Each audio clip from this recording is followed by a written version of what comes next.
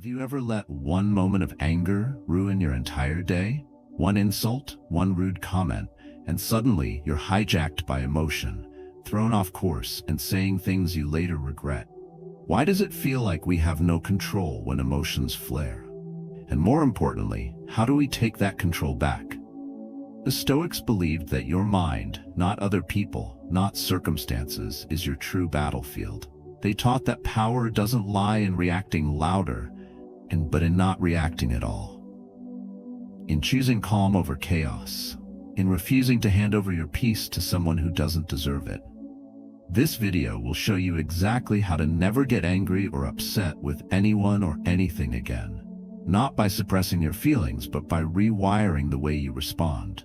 You'll learn actionable, battle-tested Stoic techniques to help you pause before reacting, detach from what doesn't serve you, and master your emotions like a warrior of the mind. You're not weak for struggling. You're human. Every man has faced the heat of anger and the sting of disrespect, but few ever learn to rise above it. That's where you change. So if you've ever felt exhausted from being emotionally hijacked, this is for you. Like this video, subscribe for more Stoic strategies, and share it with someone who needs their peace back. Because once you understand Stoicism, you don't just manage anger, you become untouchable. And that changes everything. 1. Reframe emotional outbursts as habits you can unlearn. You weren't born angry. You weren't born snapping at people in traffic, slamming doors, or replaying conversations in your head for hours. That reaction, what feels automatic now, was learned. Picked up over the years of stress, pride, and a world that constantly tells men they need to be tough, loud, and dominant. But here's the truth. Real strength isn't loud. It's silent. And the most powerful man in the room is the one who doesn't flinch, doesn't bark back, and doesn't let his peace be disturbed by small things. Anger is not just a feeling, it's a habit. And like any habit, it can be broken. But first, you have to see it for what it is. A chain reaction that only keeps going because you feed it. A guy cuts you off, your boss talks down to you, your partner says something sharp, and before your brain catches up, your mouth fires.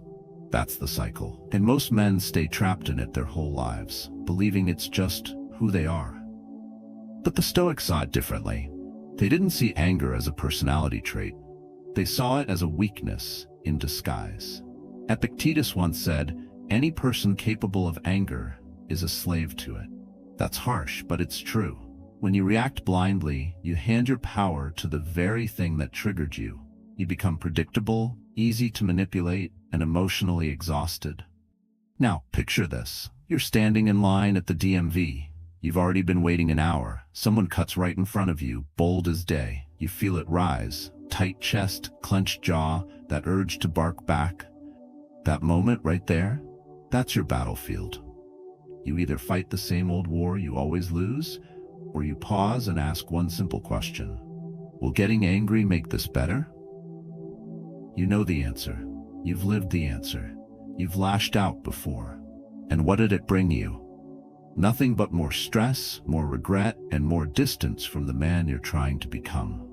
This is where Stoicism shifts everything. You don't need to suppress your feelings. You need to step outside them. Watch them like clouds passing through the sky. Acknowledge them, but don't let them drive. The mind, the rational self, that's the driver.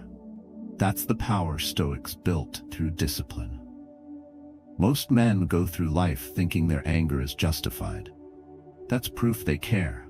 That staying calm means weakness or apathy, but it's the opposite. Anyone can blow up. That's easy. What's hard, what takes discipline, maturity, and real backbone, is to stay composed when everything around you is trying to shake you. When someone disrespects you and you don't give them the satisfaction of seeing you flinch, that's dominance. When life throws chaos at you and you stand still, that's control. So what do you do next time that fire rises in your chest? You pause. You breathe. You remind yourself, this anger is a habit. I don't need to wear it anymore. And then you walk away, not because you're weak, but because you've grown too strong to waste your energy on things that don't deserve it. You're not here to be triggered. You're here to take your power back. That begins not with the world changing, but with you responding differently. Respond like a man who owns his mind. Respond like a Stoic. 2. Control yourself instead of trying to control others. It's easy to explode, easy to raise your voice, throw a jab, or storm out of the room. That's what most men do when they feel disrespected. Lash out to regain some sense of power. But that kind of power is fake. It burns hot, fades fast, and always leaves you feeling weaker than before. Real control doesn't come from dominating someone else. It comes from mastering yourself in the heat of the moment. Anger tricks you. It tells you that if you don't react, you're weak.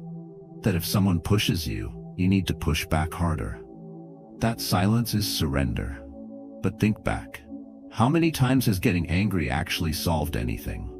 You yell, and the other person yells louder. You prove your point, but lose the relationship. You win the argument, but lose sleep over what you said. And in the end, you feel drained, because you were never really in control. You were just reacting. Now imagine this. You're in a meeting at work. Your manager criticizes your idea in front of the whole team, unfairly, even arrogantly. You feel the heat rising. Every part of you wants to fire back, defend your name, shut him down, but something stops you.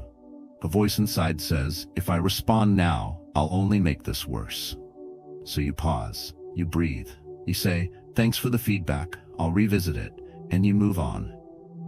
Later in private, you speak with clarity, not emotion. That is control. That is a strength. And that is Stoic. Marcus Aurelius said, you have power over your mind, not outside events. Realize this, and you will find strength. The Stoics didn't believe in letting pride run the show.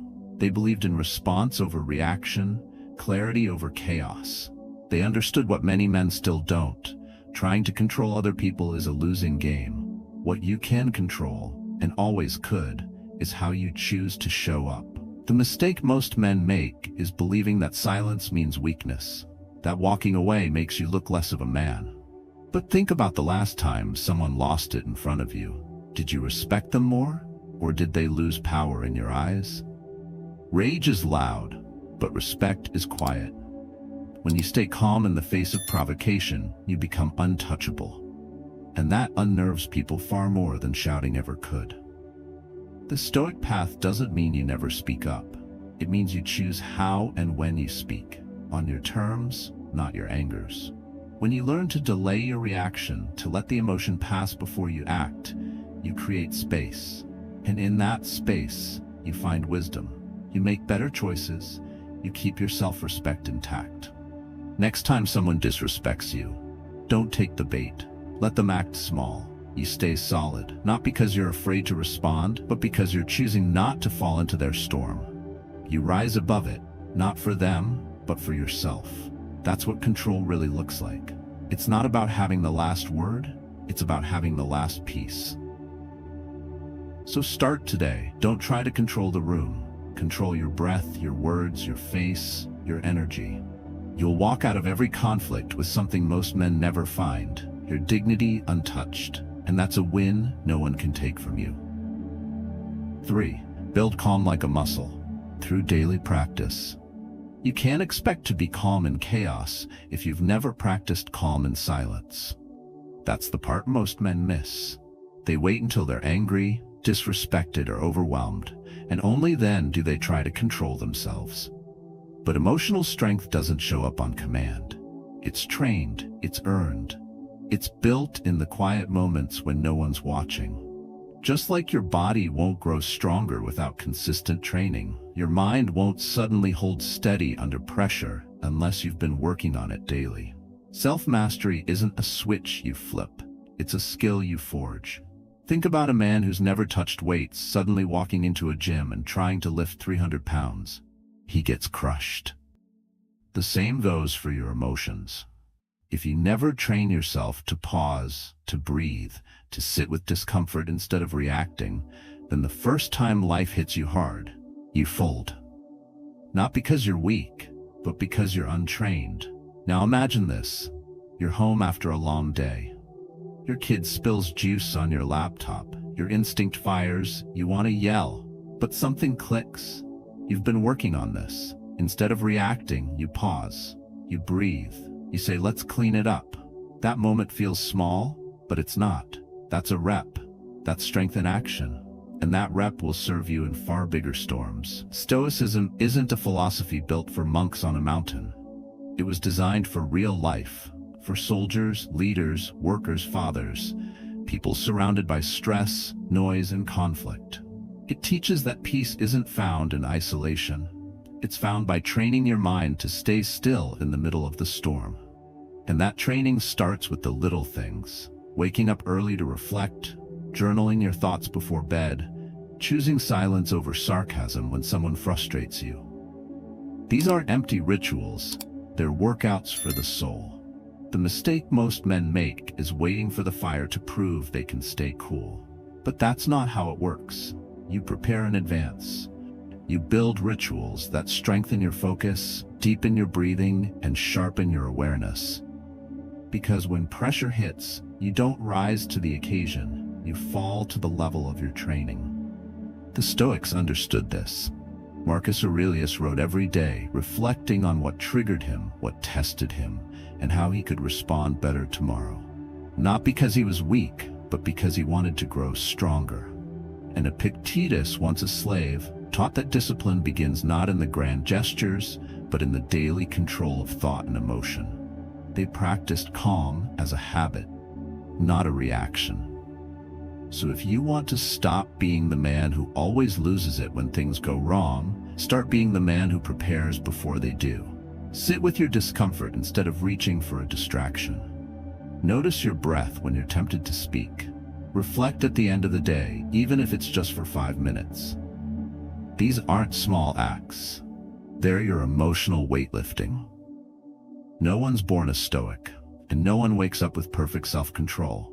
But the man who commits, who repeats, who trains, he becomes untouchable. You build that calm like you build anything else, with effort, with practice, with time.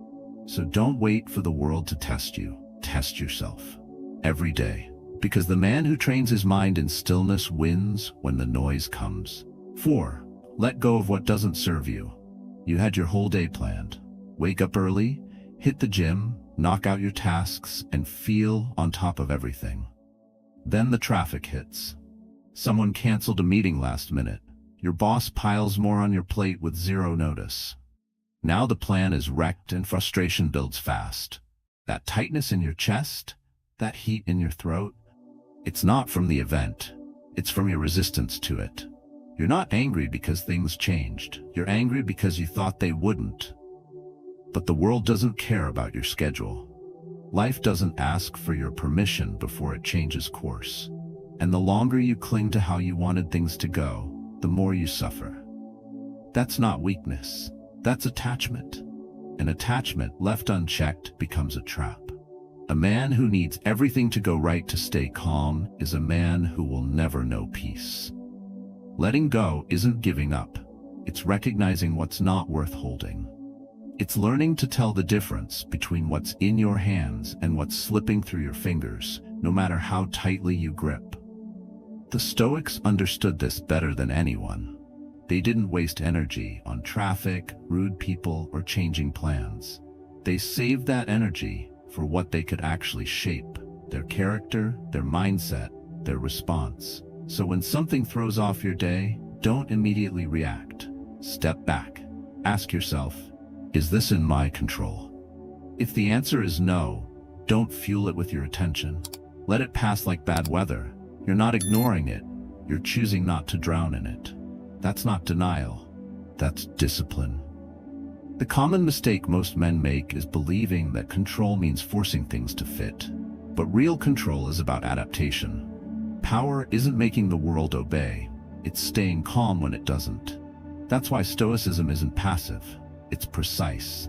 It doesn't mean you stop caring.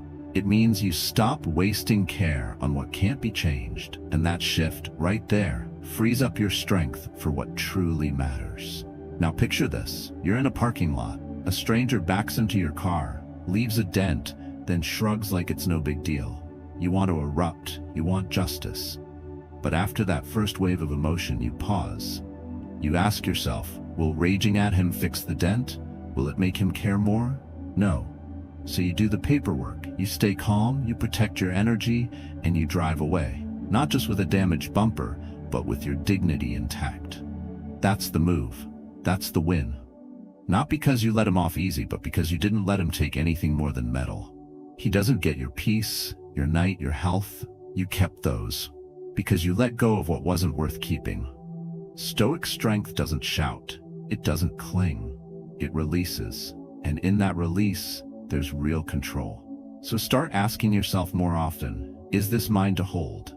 If it's not, let it go.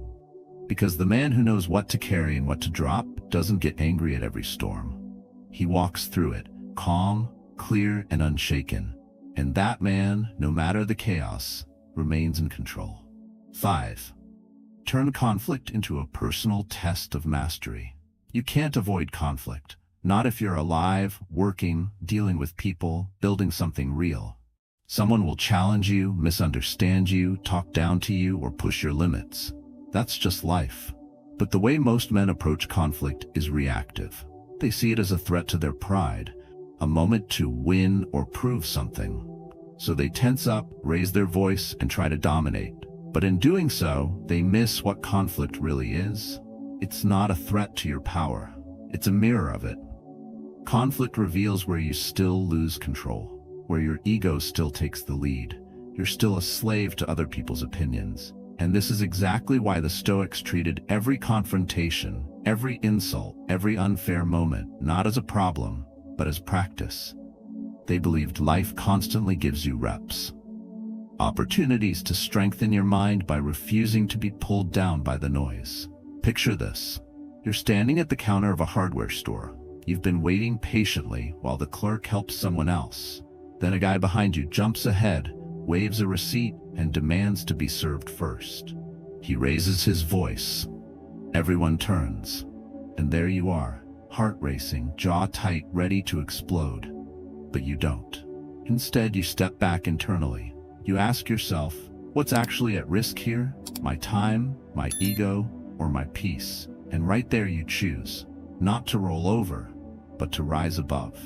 That's not weakness. That's power with precision. The mistake many men make is thinking calm equals surrender. Not reacting means letting people walk over you, but letting your emotions hijack you. That's giving your power away. The Stoic doesn't avoid the confrontation. He just doesn't let it control him. He speaks when needed, but not with fire. He speaks with clarity.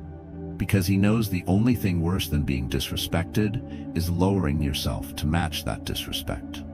The more you see every challenge as a test, not of who's right, but of who's in control, the more unshakable you become. Conflict turns from a battlefield into a gym. You stop wasting energy on petty arguments. You stop letting small people shrink your world. And instead, you use each moment to grow your strength. That's how Marcus Aurelius lived. He ruled an empire, faced betrayal, war, and politics, yet chose stillness. He didn't chase revenge. He chased integrity. Because he understood that every interaction is a chance to practice self-mastery. Not once in a while, but every day. And the men who take that approach don't just survive conflict. They walk through it unchanged, untouchable. So the next time someone pushes your buttons, try this. Instead of snapping back, say nothing. Instead of proving a point, protect your energy. Instead of letting their chaos become yours, become the calm they can't reach. Not to look good, not to be liked, but because you've trained yourself to rise above what isn't worth your fall. You're not here to react to every insult. You're here to sharpen your edge. And every moment of conflict is a chance to do exactly that. Respond with control. That's how you win. And every time you do, you prove something far greater than dominance. You prove you've mastered the hardest battlefield of all, yourself. 6. Stay present. Because your imagination makes you angry. It's not the moment that makes you angry. It's your mind racing 10 steps ahead or spiraling 10 steps behind. You're not mad about what someone said.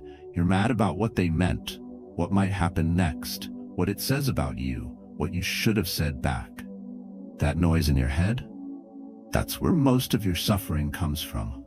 And until you learn to stop living in the past or the future, you'll keep losing control in the only moment that matters, now. Men don't talk about this much, but it happens all the time. You get cut off in traffic. That's 3 seconds of inconvenience.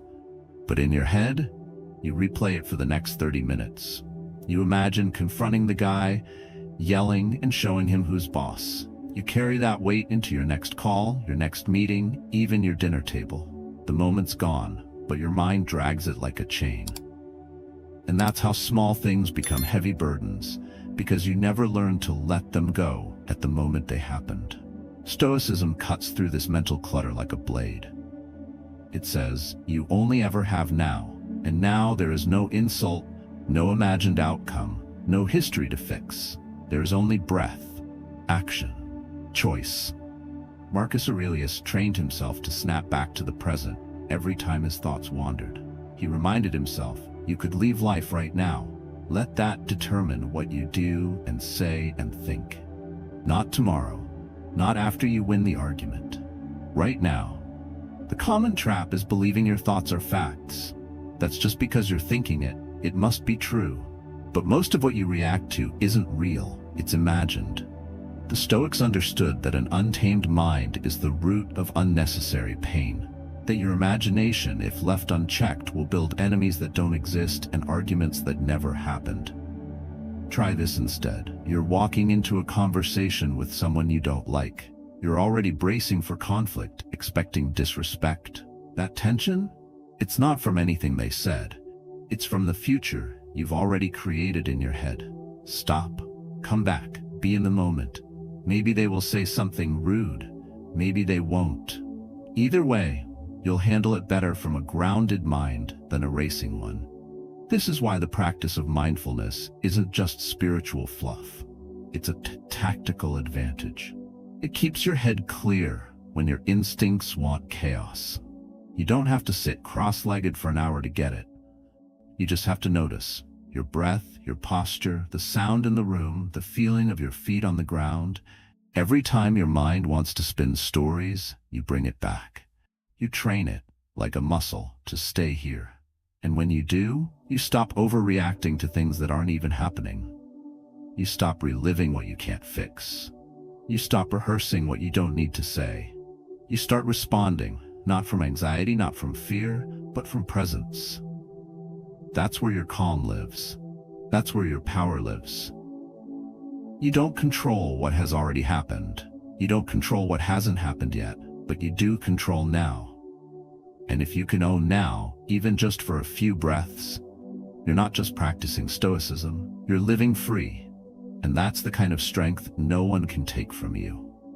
7. Drop the weight of resentment before it ages you. Resentment doesn't just poison your mind, it wears your body down. You've seen it. The man who looks tired even when he's rested, who walks heavy even when he carries nothing, who flinches at kindness because he's used to betrayal. That weight isn't physical, it's emotional. And the longer you hold on to anger, blame, and bitterness, the more it eats away at your energy, your clarity, your ability to feel light again. Most men don't even notice it happening. They think they've moved on just because they're silent. But silence isn't healing. And just because you don't talk about it doesn't mean it isn't shaping how you speak, how you trust, how you live. That grudge you're holding from 5 years ago, it's on your shoulders now, in your sleep. How fast you snap when someone barely crosses a line. And that's exactly why the Stoics viewed forgiveness not as some moral obligation, but as self-preservation.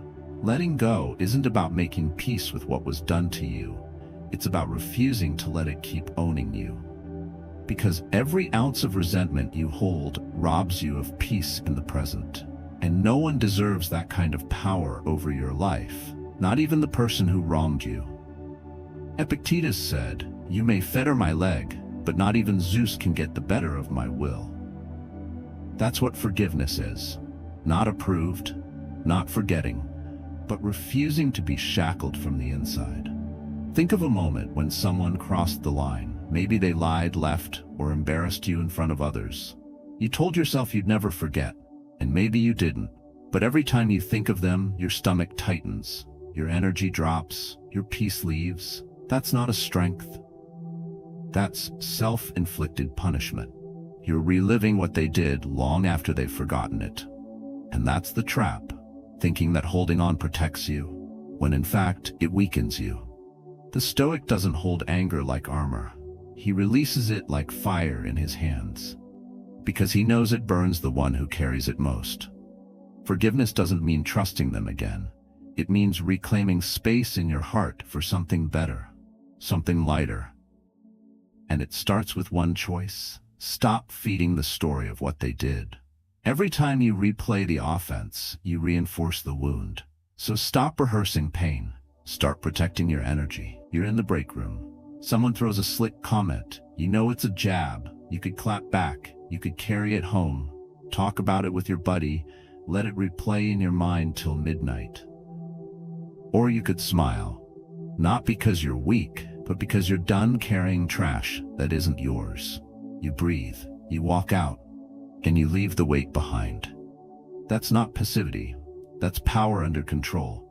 That's knowing what's worth your energy and what isn't. And when you start dropping resentment, you'll feel it. In your posture, in your sleep, in how clear your thoughts become. Forgiveness isn't a favor to them, it's a gift you give to yourself. Let it go, not for their sake, but so you can stop dragging your past into your present. You've got more life ahead than behind. Make space for it. Because the man who travels light moves faster, breathes deeper, and lives free. And you can be that man if you're ready to put the weight down. 8. Pause before you react. It changes everything. It happens faster than you think. One sentence, one tone, one offhand remark, and you're already halfway to raising your voice or slamming the door. By the time you realize you're angry, your reaction has already taken over.